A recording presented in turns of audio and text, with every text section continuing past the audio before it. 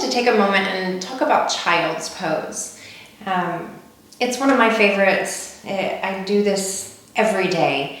And for a lot of people, it's really comforting and comfortable. But for some of us, either the joints or tightness get in the way. So first of all, just to talk about child's pose, the knees are a little bit wider than the ribs and the toes will come together to touch. And then we sit back on the heels and we come forward and the ribs rest on the thighs. And the elbows can come down and the forehead can come down. And there's variations here. So sometimes it will be taught with the knees right together, which is really nice for rounding the back a little bit and relieving low back tension.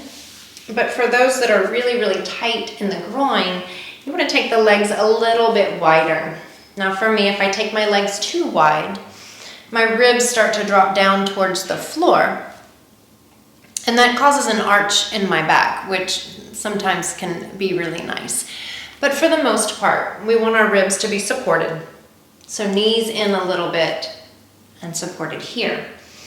Now, if you're one of those people that this is really uncomfortable for your knees or your ankles, we have some ways to modify this a little bit.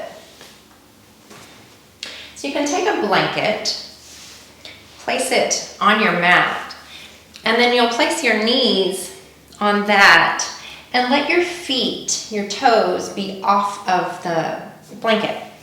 And that's going to give a little bit of relief for the front of the ankles here. Because I know some people are really, really tight across the top of their feet. So this gives a little bit of relief this way. And then same thing, you would just come down here. The other thing is, if you have trouble with this much angle of a bend in your knees, you can take the blanket, roll it up. You can use more than one if you need to.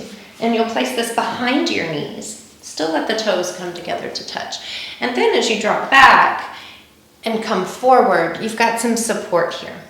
So those are just some variations that you can play around with and decide what works best for your body.